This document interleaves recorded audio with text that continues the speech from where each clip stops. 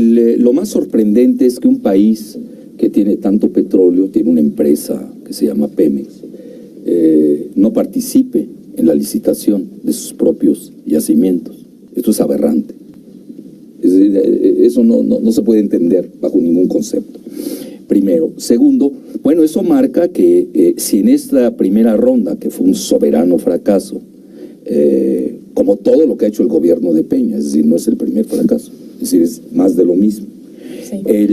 Porque han financiarizado demasiado al país. Y el país no solamente son finanzas, hay política, hay economía, etcétera. Hay estrategias. Entonces, aquí lo que anuncias en esta primera ronda, que es los pozos más chafas, por ponerlo así, porque la joya y la corona son las aguas profundas. No participa Pemex. Bueno, ya de entrada, ya entendimos que van a desmantelar a Pemex, la van a poner en quiebra, y vamos a pasar al proyecto que quiere Estados Unidos, que es Norteamérica, es decir, la integración energética de Norteamérica, que se va a hacer de acuerdo a sus intereses y a sus tiempos. Okay. Jaime. Sí, desde mi punto de vista fue un gran fracaso. Seguramente se trata, o la explicación de ese fracaso tiene que ver con razones internacionales, de los precios, del mercado mundial, de los petrolíferos y del petróleo, pero creo que también hay razones internas. Este es un gobierno en crisis, es un gobierno que no tiene credibilidad ni a nivel nacional ni internacional. Nuestra fama de corrupción trasciende las fronteras. Entonces, pienso que las distintas licitaciones y rondas que se celebren no van a ser favorables a los planes del gobierno federal, y habrá contratiempos en cada una de ellas, como en esta primera, ¿no?, donde se esperaba una gran participación y hubo una escasísima participación de inversionistas interesados en la licitación. Okay. Empezamos con el primer planteamiento. La reforma energética es la más ambiciosa de todas las reformas promulgadas por Enrique Peña Nieto. Fue anunciada y fue divulgada como una vía para la modernización del país. Sin embargo, algunos especialistas señalaron y señalan que esto va en detrimento de la economía nacional y que obedece a los intereses estadounidenses.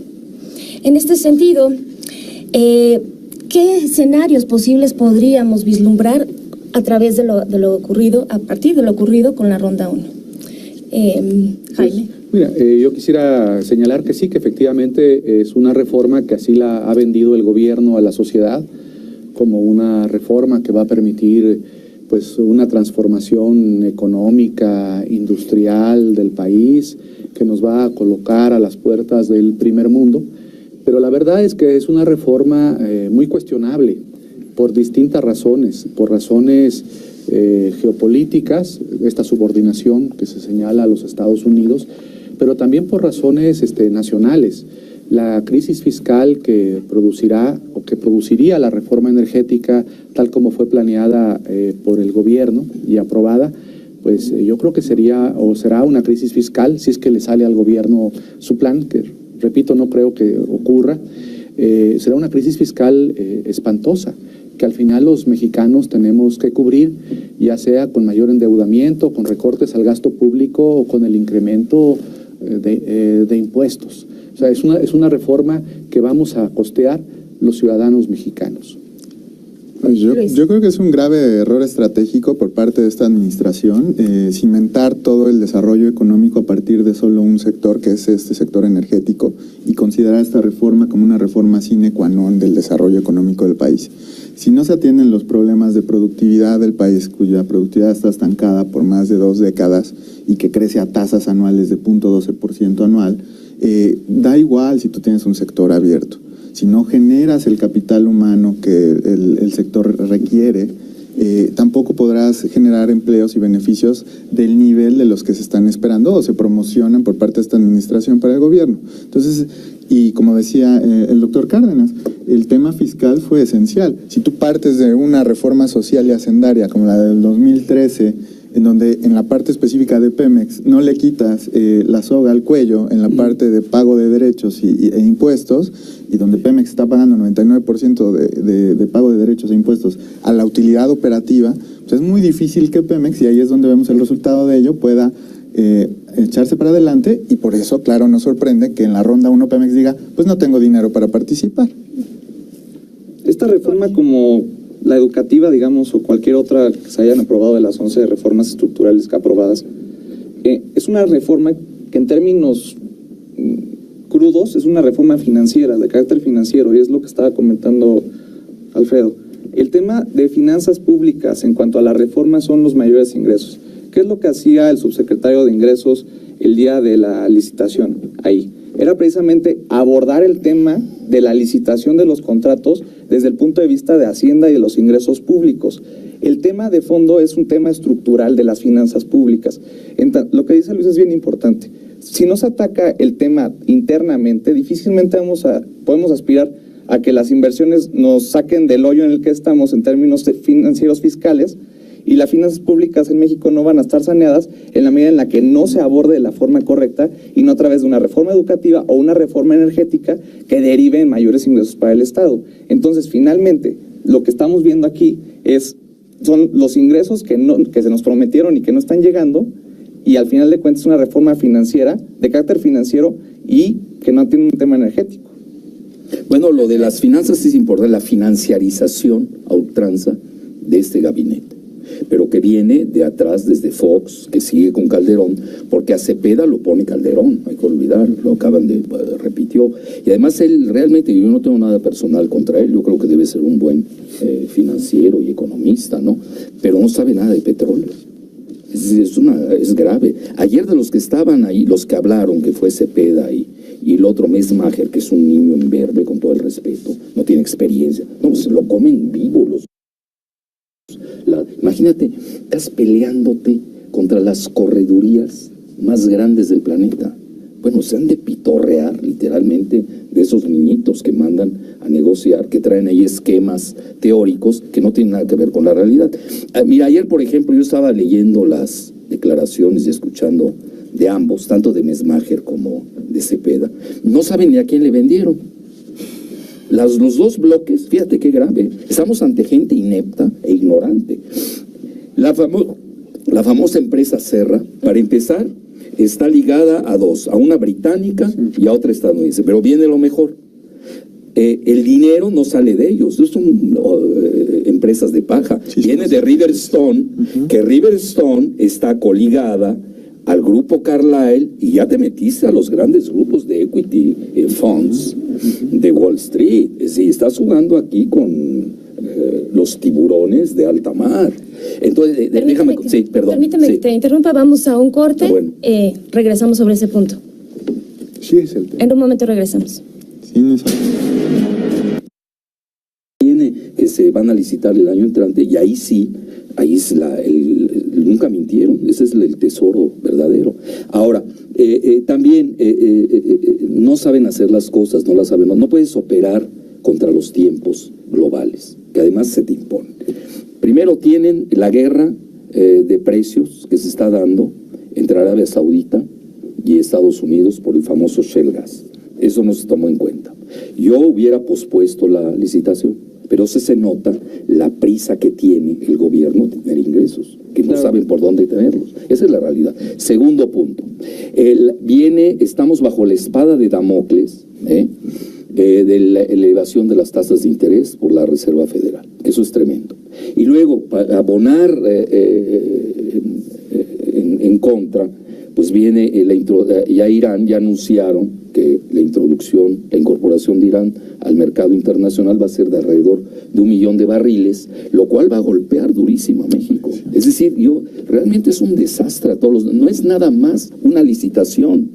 Eso ya veíamos venir que sí va a dar en esta circunstancia. Entonces, ¿qué están buscando? Que prácticamente lo van a querer regalado. Es decir, es como en el comercio, te agarran sin resguardos y te van a hacer pedazos en tu propio país, tus propios comerciantes, amigos, e igual es a nivel internacional. Pero si hubiera sido regalado, en ese sentido, o sea, yo ahí sí voy a discutir el tema. de que si hubiera sido regalado, la aportación por parte de las empresas privadas hubiera sido mucho mayor en términos de lo que el Estado se está quedando. Es decir, este primer ejercicio nos demuestra que el Estado, y lo dicen así las petroleras internacionales, el Estado mexicano está imponiendo condiciones que al mercado no le son convenientes. En ese sentido no se está regalando las cosas. Si estuvieran regalando las cosas, el Estado mexicano hubiera apostado por tener un 10%, un 20%. Estás pidiendo tener hasta un 80% de las utilidades.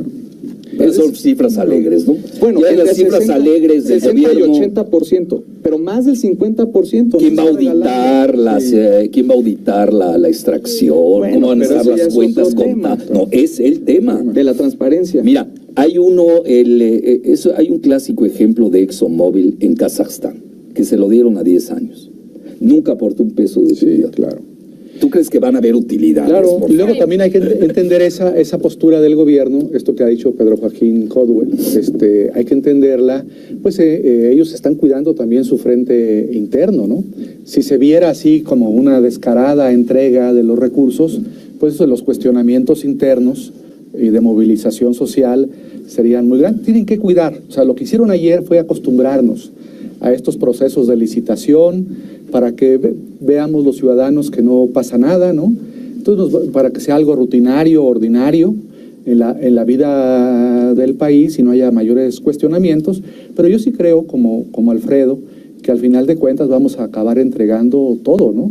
Y los dividendos fiscales que van a pagar estas empresas extranjeras o transnacionales al país van a ser muy pequeños. Por supuesto, no se van a comparar con los recursos fiscales que actualmente paga Pemex a la Hacienda Pública de México. Que por cierto acaba de presentar un desastre de resultados Pemex, y ya está perdiendo. Pues cómo no vas a estar perdiendo. Pero mira, y una vez en una ocasión, y no es eso es importante tenerlo en cuenta, le pregunté, no voy a decir el nombre del exdirector de Pemex, porque ya está demasiado vapuleado y no lo quiero hundir más, yo soy decente. Le pregunté públicamente en la UNAM, había ya un evento, el hoyo y la dona. ¿Te acuerdas del famoso hoyo y la dona? Ya ves que México tiene una participación. ¿Alguien me puede decir cuánto obtiene México del hoyo y la dona? A ver, ¿cuáles son los mecanismos de inspección de los ingresos de las empresas que se están adjudicando los bloques de parte de la Comisión Nacional de Hidrocarburos? ¿Quién va a estar ahí? ¿Quién va a vigilar? Sí. ¿Cómo voy a saber yo que realmente lo que dicen que extrajeron? Estamos en el país del Chapo, Digo, que no se nos olvide. Es decir, yo no estoy en un país. Estamos en el país de Casablanca, del Chapo, en la casa de Malinalco de Luis Videgaray. Ese es nuestro país. Es decir, yo no estoy diciendo que esto, si tú me dices hoy lo hicieron en Noruega o lo hicieron en Suecia, donde también se dan actos de corrupción, todavía te lo admitiría. Discúlpame, desgraciadamente este es el país del Chapo. En ese punto yo coincido totalmente, porque tomemos el caso de Pemex. Pemex es un monstruo, tiene más de 150,000 empleados y Pemex no es capaz de supervisar su red de poliductos y le extraen todos los años miles de millones de dólares. La CNH, ¿qué capacidad de inspección va a tener, por ejemplo, comparado a lo que tiene Pemex? Pues nada. Entonces, ese era el gran punto del debate sobre si vas a abrir el sector, pues tienes que darle a tus reguladores una fuerza, pues, bastante significativa, y la verdad es que la CNH no tiene esa capacidad de supervisión. Claro. Entonces, a mí sí me preocupa el tema de la capacidad que tiene de inspección, no solo capacidad por recursos técnicos financieros, sino por la capacidad incluso en cuanto al recurso humano, que tampoco lo tienen. Sí, comentaron algo muy importante, ¿no? La cuestión del proceso, que nos quieren acostumbrar a esos métodos, ¿no? Y también la cuestión de corrupción. En este sentido, digo, el presidente de la Comisión Nacional de Hidrocarburos ayer se jactó de la transparencia que había tenido este proceso de licitaciones, lo cual contrasta con la opacidad y con la premura con la que fueron aprobadas tanto la reforma como las leyes secundarias. En realidad, este paso a este modelo energético ¿se hace de cara a la ciudadanía o es un simulacro de transparencia? Sí, yo pienso que es un proceso de simulación. Recuerdo recientemente la aprobación de la ley de transparencia, ¿no? La nueva ley, opaca ley de transparencia. La nueva ley nacional de transparencia. Ahí tiene un precepto, creo que es el artículo 83 de esa ley, en donde se habla de la transparencia en el sector energético, en donde en pocas palabras la ley dice, bueno, hay estos principios, pero en el sector energético habrá sus propias reglas de transparencia, reglas que aún no conocemos. Yo acabo de tener a un estudiante norteamericano, egresado de Harvard, ahí en el instituto, investigando dos cosas. Me dijo, a los norteamericanos de la reforma energética nos interesan dos temas. El tema de hasta dónde van a ser transparentes los contratos, porque nos preocupa mucho el tema de las cláusulas que tienen que ver con los secretos comerciales, industriales. Entonces no queremos que todo, no buscamos o no nos gustaría que todo el contrato fuese totalmente transparente. Entonces que hubiese cláusulas de reserva en materia de dividendos fiscales, de los secretos comerciales, industriales, etcétera. Y el otro gran tema que nos preocupa mucho es que no confiamos en México en el tema de las adquisiciones, de las licitaciones. Entonces queremos saber exactamente cuáles son las garantías del Estado, del gobierno mexicano, para que no nos ocurra un evento o un fenómeno como el que se vivió con la licitación del tren bala a Querétaro, ¿no? Entonces no queremos eso. Entonces estamos cuidando nuestras inversiones y ver hasta dónde vamos a participar dependiendo de esos elementos que pueden parecer técnicos o aburridos, pero que para nosotros son de fundamental importancia. ¿Qué tanto van a ser los transparentes los contratos? ¿Y qué tipo de garantías tenemos para las licitaciones en el sector energético? Sí, yo entiendo que existe un gravísimo problema de corrupción, existe un gravísimo problema de desconfianza a nivel institucional en México, no solamente hacia el gobierno, sino a nivel del Estado mexicano, ¿no? Porque ha sido y será el Estado el grave problema que tiene este país.